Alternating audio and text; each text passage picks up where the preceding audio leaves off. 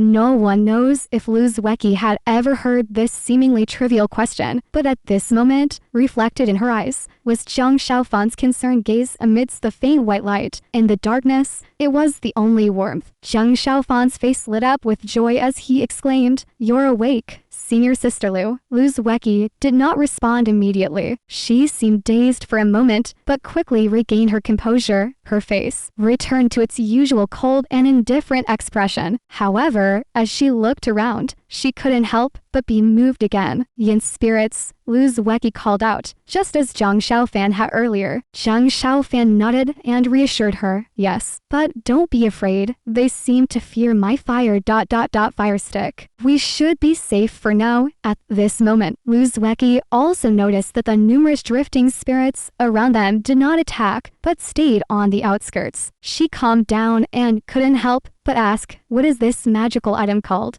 How is it so powerful?" Zhang Xiaofan blushed and stammered, I call it a fire stick. I don't know why it is so powerful." "Fire stick," Lu Zhuexi repeated in surprise. Zhang Xiaofan looked at the woman in front of him. In the dim white light, her skin was as pale as snow. He lowered his head involuntarily and said, "Yes, I use it to stoke the fire when I cook on Dazhu Peak." Lu Zhuexi was speechless for a moment, staring blankly at the ugly black rod in midair. After a long while, she said softly, "Fire stick. I inherited my master's teachings, practiced diligently, and wielded the divine Tianyin sword, yet I was defeated by a fire stick." Zhang Xiaofan's heart skipped a beat. He noticed that Lu Zhuexi's face seemed to grow even paler in that instant, almost devoid of any blood. He couldn't help but say, "Senior sister, it was you who won that time, and besides, I heard that if you hadn't exhausted your energy fighting me, you wouldn't have lost to senior brother Che Hao in the finals." He spoke more and more softly, and eventually fell silent, because Lu Zhuexi had raised her head and was coldly staring at him, making him unable to continue. The dim white light illuminated their figures. Lu Zhuexi lowered her head again and took a deep breath.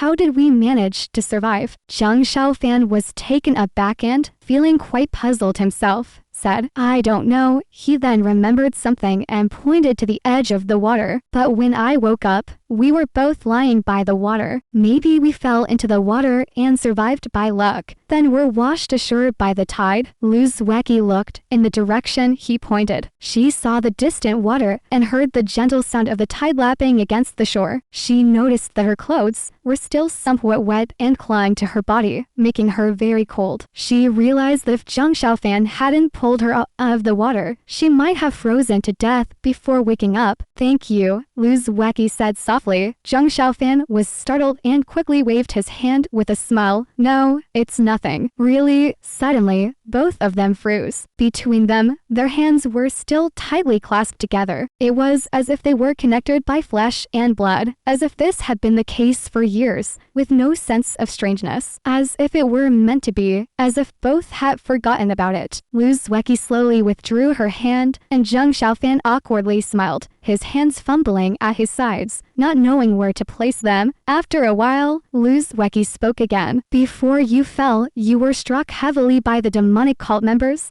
How do you feel now?" Zhang Xiaofan, as if receiving a pardon, heard that the icy woman didn't seem to blame him. He quickly replied, "I'm okay." "Really?" Lu Zhuexi asked. "Can you still fly on your sword?" Zhang Xiaofan tried to channel his energy, but felt sharp pain throughout his body, shaking his head with a bitter smile. Lu Zhuexi glanced at him and said, "I can't either. Let's get up and explore our surroundings to see if there's a way out. If we keep waiting here, surrounded by these spirits, we'll be drained dry eventually." Zhang Xiaofan gasped and nodded, "Yes." Lu Zhuexi stood up. She found no major injuries, but felt weak and her energy channels were disordered. Her primary concern, the Tianyin sword, was safely back in its sheath on her back. She turned to Zhang Xiaofan, his movements still stiff from his injuries. She knew that pulling her out of the water had taken a lot out of him. "What level of the Tai Chi mystical art have you reached?" Lu Zhuexi suddenly asked Zhang Xiaofan. Zhang Xiaofan hesitated. Unsure of what to say, Lu Zhuexi assumed he didn't want to answer and turned away, saying, "You don't have to say, but I heard from my master that your training has only reached the 4th level. At that time, I didn't believe it. Today, I see for myself. If it weren't for your high cultivation and solid foundation, you'd have been down for good after those demonic hits. Zhang Xiaofan scratched his head, unsure of how to respond. As he himself was somewhat confused about his own cultivation, he decided to stay vague. In fact, Lu Zueki had no idea that Zhang Xiaofan's cultivation of the Tai Chi mystical art was indeed only at the 4th level. However, within him was also the supreme Buddhist technique, the Great Brahma Wisdom, which was the real key. Buddhist cultivation emphasizes the understanding of one's nature. Zhang Xiaofan had been practicing the Great Brahma Wisdom for 5 years. Though his progress was shallow, his internal meridians were more stable than those of his peers. This dual cultivation of Buddhist and Taoist supreme techniques had given him a foundation far more robust than his fellow disciples with similar levels of training. Because of this, he survived the heavy strikes from the demonic cult members, with the Tai Chi mystical art and the Great Brahma Wisdom each offering a layer of protection. Now, the two of them stood up, with Zhang Xiaofan summoning the fire stick back into his hand. The dark green light enveloped their figures. After a moment's thought, Lu Zueki pointed in the opposite direction of the water, and they headed into the endless darkness. They walked for what felt like an eternity. This direction seemed boundless, and they were still on open ground. This deathly spirit abyss was not only vast, but also devoid of any signs of life. The only thing around them was the drifting, circling spirits, craving the taste of flesh. The further they walked, the heavier their expressions became. They felt the surrounding yin energy like a tide. Zhang Xiaofan felt his blood and energy churn, experiencing waves of dizziness. Despite his solid foundation, his low level of cultivation, and the severe injuries from the combined strike of Nai and Louder, the wild dog Taoist, and Liu Hao had severely damaged his internal meridians. Soon, Lu Zueki noticed something was wrong with Zhang Xiaofan. "What's wrong with you?" Zhang Xiaofan forced a smile and said, "I'm fine. Let's keep going." Lu Zueki glanced at him and said, "Do you need to race ...